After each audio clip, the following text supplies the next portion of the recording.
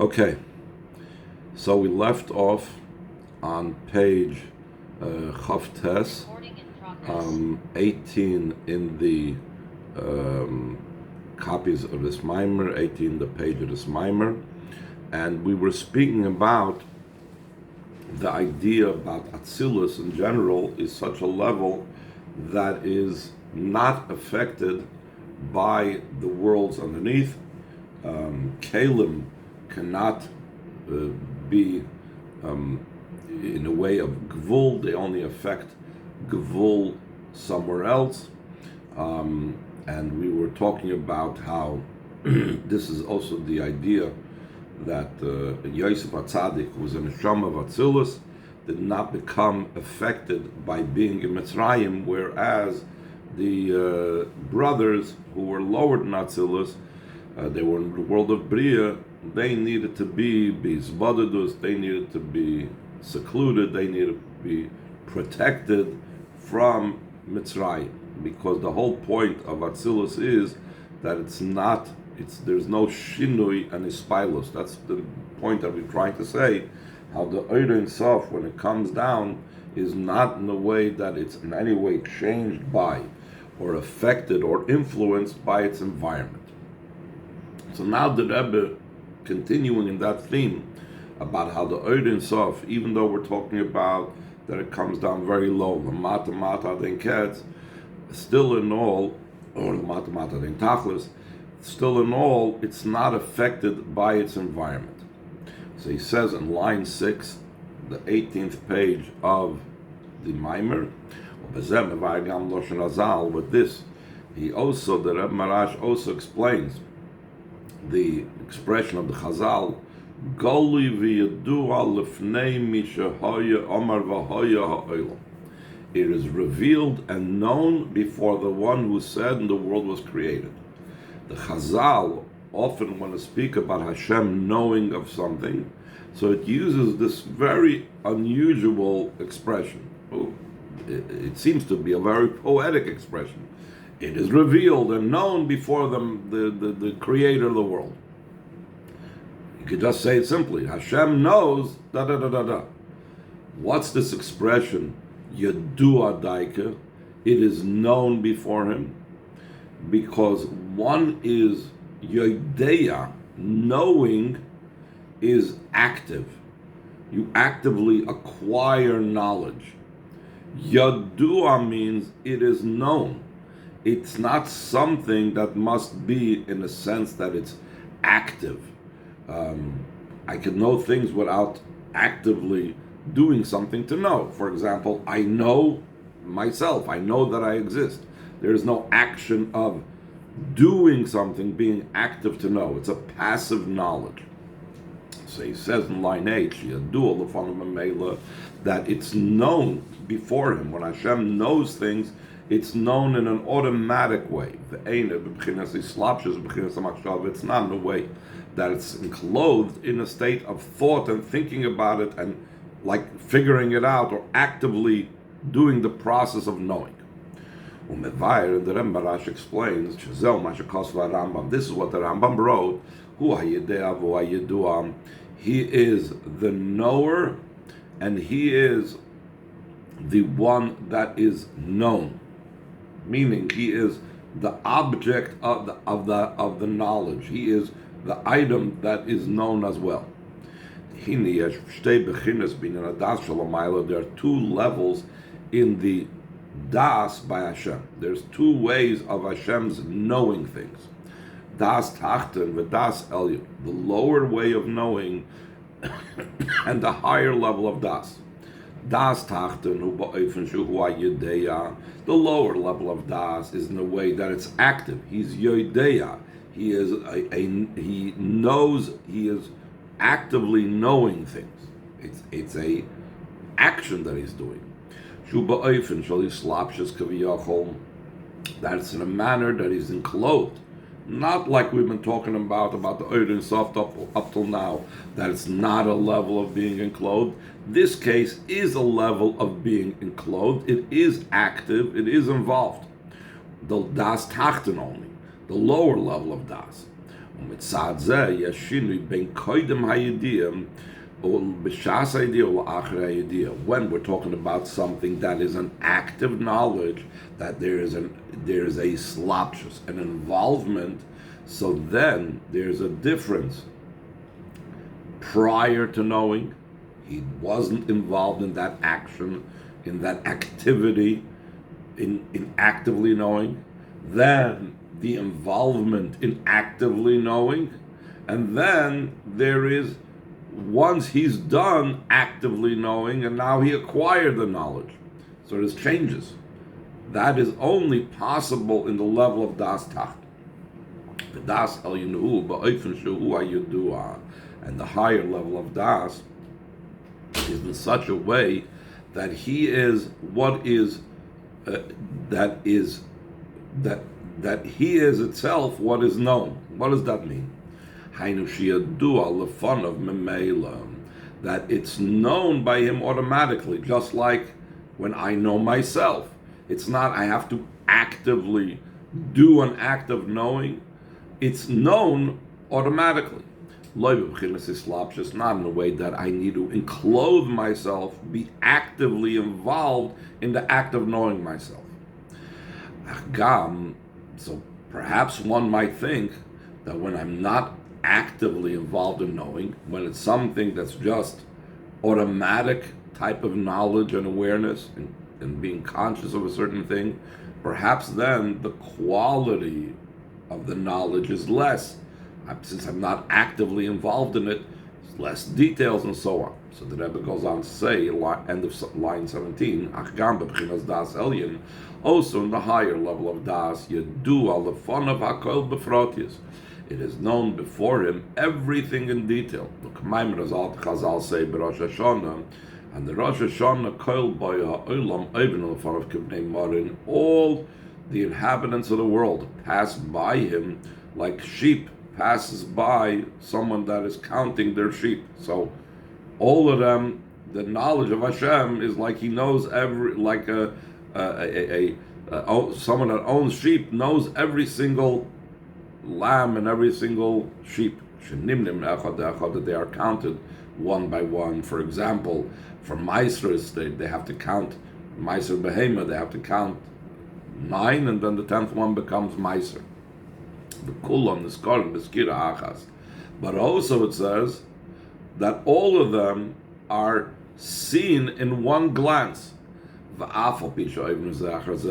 though they are passing by one after the other, still in all Hashem sees them all at once. So in other words, there's all the details, and yet it's in a way that it's beyond his slapshus. He's not enclosed in it. What is that idea of knowing all the details? So line 22, he says, that's the divine providence, literally the individual examination, direction, awareness of every single detail that's down here below. To such a degree, the Chazal say,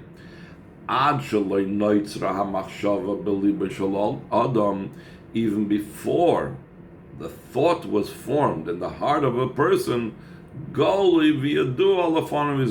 already revealed and known before the Eibishter the thought that the person is going to come up with. So we see how detailed Hashem's knowledge is. But what do they say in that very sentence? It's in a way that's revealed and known before him. That's at all not enclosed in this knowledge. Rather, it's known in a way that's automatic. It's known not in a way of an active way, but a passive knowledge. With this, the Alter Rebbe answers, Mashalachur hayidiyam shemevin machshavas kol hanivroim u'lamayla kamei machshavas zaris v'divrei havoy. Seemingly, we can ask that the knowledge and awareness that Hashem knows of all the thoughts of all the creations, we know how much, shtusim go through our minds. how much foreign thoughts, how much unnecessary thoughts, of no consequence thoughts, or even worse than that, are going through my mind. So, if so, it comes out, if Hashem knows all the thoughts of man, every single detail, the protius, so it comes out that Chas Shalom, the Eibishter is also thinking machshavas zoros. The Eibishter is also thinking foolishness. So the Alter Rebbe answers, no. How come? Because kiven she'ein zu b'chinas islapshus hamachshava klal. It's not that the thought becomes enclosed in it, and therefore in some way the thought is like impacting or changing something about Hashem. Ki im hu b'derech kol v'yadua, rather it's in a way that's revealed and known before Hashem, b'derech v'meila, in a way that's automatic. K'moi shalagabi Yosef, just like concerning Yosef, the thoughts of the world did not confuse and did not disturb him. So the same thing, the thoughts of the world that we have for sure do not impact and disturb the Eibishter as well. Let's see actually.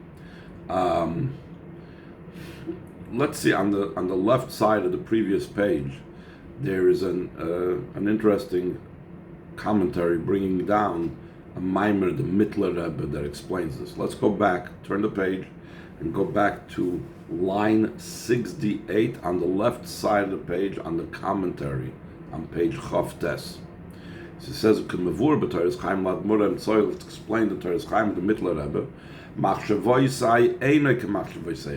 thoughts are not like your thoughts. That it's not at all grasped in the general and specific thought. Vishneim Shavim, and both of them are the same. By Hashem, it doesn't make a difference if it's big or small. It doesn't touch him. He is beyond being affected by it. Therefore, he could like be grasped and not grasped at once, as he's going to explain. It's not like a person that takes off a garment and dresses himself in a garment, and again takes off a garment. In the time when he's dressed in the garment, so then the garment takes hold of him, and he has whatever limitations the garment places on him. Elo, by the Eibishter, Hashem is not at all grasped, even when he's enclosed in the thought.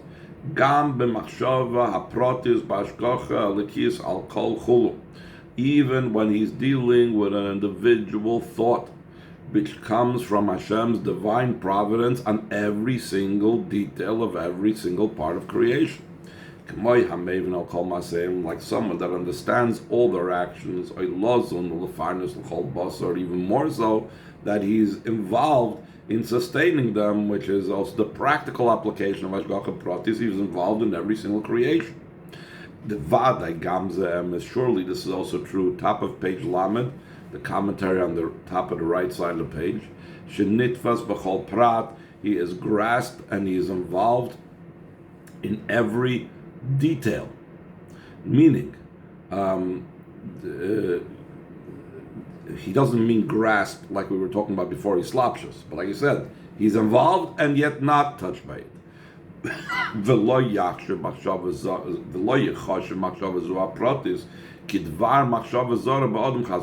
this individual thought that he is thinking about any individual creature or understanding their individual thought is not like a foreign thought by a person.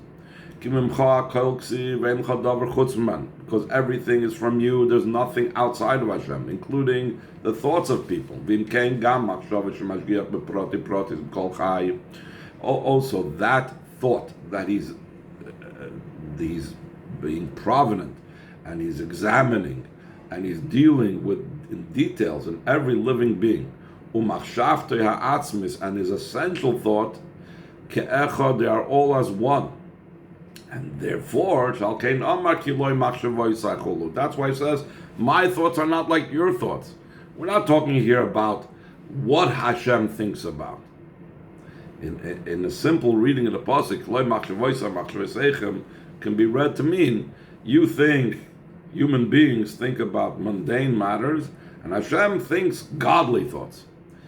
The way the Maimer over here and many other places of Chassidus explains, what is the way thought works by human beings and the way thought works by Hashem is totally different. Line 4 in the commentary, and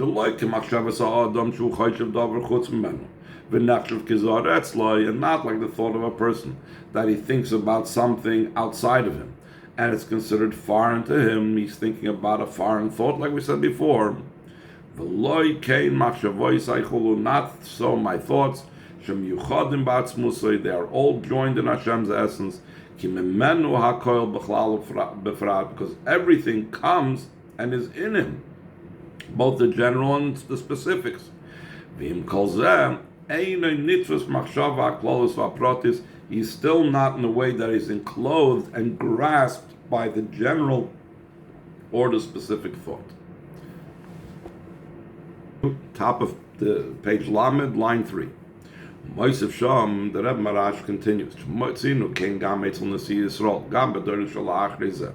that we find this nature that was by Yosef HaTzadik, that he was able to be involved in the world and still remain above it. We find this also by leaders of Yidden, also in generations after Yosef. This is what the Baal Shem Tov affected, that though he was involved and he was down here below in the physical world, it still did not interfere whatsoever in any way to be simultaneously in the upper world. Like the Mittler Rebbe explains, Baal Shem Tov yispalel kama tfilas sheyuchol lahashiv l'shoylei davar be'eis aliyas nishmasichul. That the Baal Shem Tov had to daven to Hashem to have the capability to answer people's questions while his neshama was in a state of elevation. So in other words, he's answering a person's question and his neshama is in a state of elevation. So therefore, v'hainu, this means, line 10, im hi yoyshe k'dei lahashav l'shoyle binyan ha'il mazeh tzarich lahashav li'prati ha'sheila v'ha'shoyel. Though when you need to answer someone in matters of this world, you need to know the details of the question. You need to know who's asking the question. You need to address the person. You need to address the situation. You need to be aware. It can't be something out of the blue. Still in all, at the very time that he's answering these questions, he's standing in his service and his level like in the higher worlds. And he concluded over there, the Mittler Rebbe,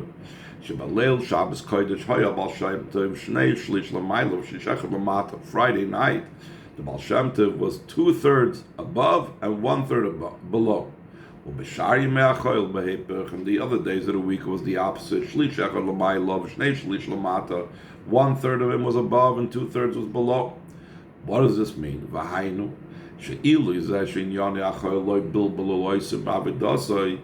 This quality, that mundane matters, weekday matters, did not disturb his avodah. Eina mitzad ma'al Shabbos is not because of the quality of Shabbos, el mitzad inyoni, who rather because of the level of the Baal Shem Tov himself, that he himself was in such a state that he was removed from the world while he was in this world.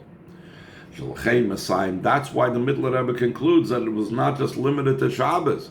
Similar to this was also in the rest of the days of the week that part of him was removed from this world. Just like by Yosef, the thoughts from matters of the world did not disturb him. How come? Why was it so by the Baal Shem Tov, and why was it so by Yosef? Lefishu al derech ha'inyan de golav yaduam, because it was in the way, like we said before, that his knowledge of the world was in the way that was not an active, involved knowledge, but it was a passive knowledge that it's revealed and known to him. Val derech ze b'tzadikim shedoim leboidom, golav yadua says about Hashem. So the Rebbe says, since the Chazal say tzaddikim are likened to their Creator, so therefore it's possible for them also to be on a level of golav yadua shalachei. Therefore, gam kasher meishiv fi prote inyan v'ashoyel. Also, when he responds according to the specific topic and according to the specific questioner, he doesn't become affected, doesn't become changed, because he remains above and beyond. Line 27. Mamshuk b'maymer, the Maimer continues, Shatam l'kach sha'or ha'machaya. Ein b'shum shini v'spilus klal. The reason why the light that gives life does not have any change and does not have any effect whatsoever, because it doesn't become mixed in. That's the expression that it's brought down in the Maimer of the Frierdiker Rebbe. It doesn't mix with what's going on. So what does that mean? Einoi misarev. It's a quote from the Frierdiker Rebbe. What does that mean? The idea behind this is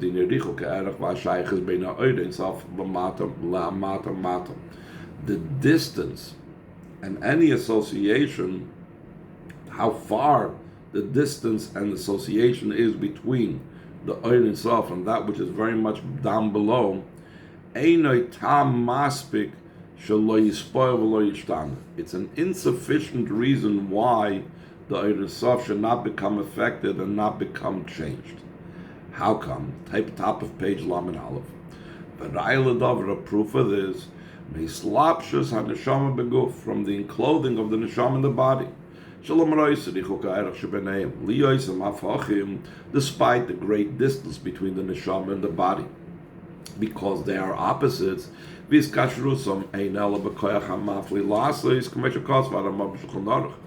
the bond between the neshama and the body is only by the power of the wondrous power of the Eibishter to do. That's what we say. That's the meaning of the bracha when we say Baruch Ato Hashem Mafli Lasis. The Ramah explains the wonder of the Eibishter is that he could take a spiritual entity like a neshama and join it with a physical entity like a body. So what do we see? Despite this is spiritual, this is physical. Yet after all is said and done, once the neshama miraculously, some unnatural means, the neshama comes down to the body. Still in all, the neshama does become affected and excited by the events of the body, as we mentioned earlier. If something occurs to the body, it affects the neshama. As opposed to as opposed to the godly light, the that gives life, brings it into existence and gives life, and has not become affected, has not become changed. How come? Because it doesn't become intermingled and mixed with wherever it is. It remains removed, it remains aloof. Like the Maimer, the Frierdiker Rebbe continues. So now he's quoting again the Frierdiker Rebbe's Maimer, like it says in the pasuk, Ein Kodesh Kavai. There is no one as holy as Havaya. Meaning, from this the Zohar is going to derive there could be Kodesh in things that are not Havaya, but Ein Kodesh Kavaya. All those other things that are holy are not as holy as Havaya. So the Zohar says, line 9, the Zohar, it's brought down the Zohar, Kama Kedishin Inun, how many levels of holiness is there? But V'leis Kodesh Kavaya, but there's no one as holy as Havaya.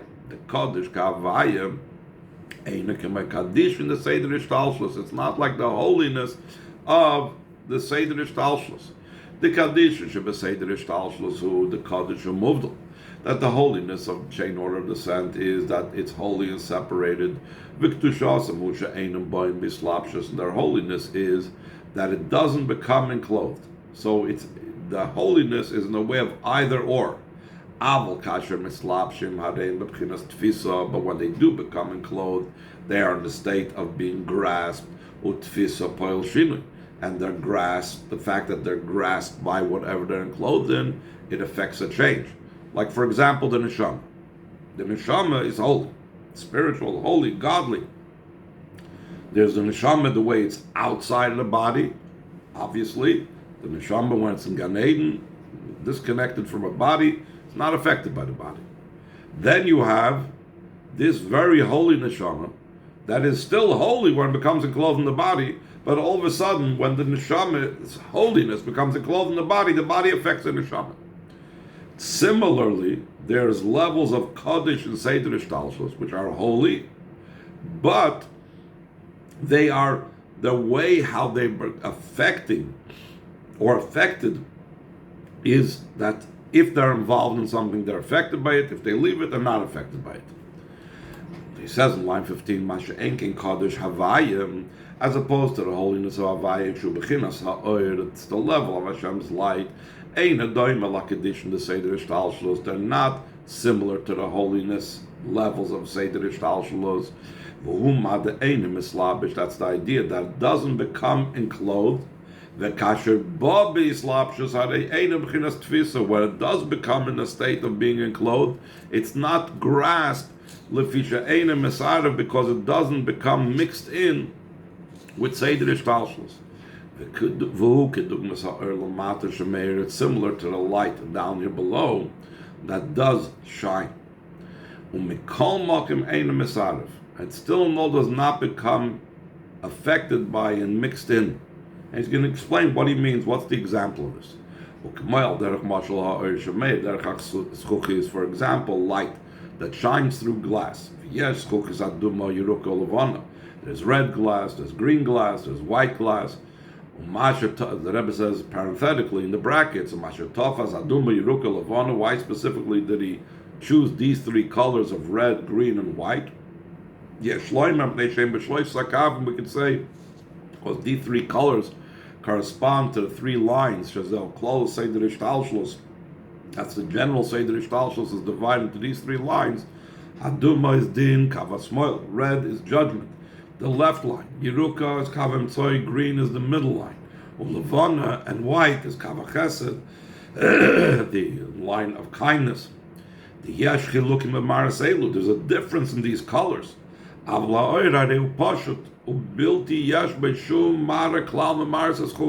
light itself is pure. It doesn't have any color of these colors of the glass. Because it's only that he's shining and becoming revealed through the glass. Even at the time that he's actually shining through them, he's becoming enclosed. Because after it's shining through the glass, you don't see the purity and simplicity of the light. You see red, you see green. Top of the next page. The light comes down such a way that it has some type of comparison to the glass and the color of the glass. What is that in the example that we're trying to explain? When the light actually does go through the glass and it appears red, green, or etc., it's just like when the Ein Sof comes down to actually bring the world into being and to give life.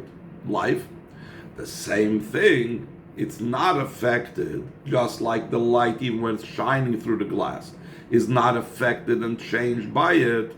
The light does not become grasped by that color because it doesn't mix with it.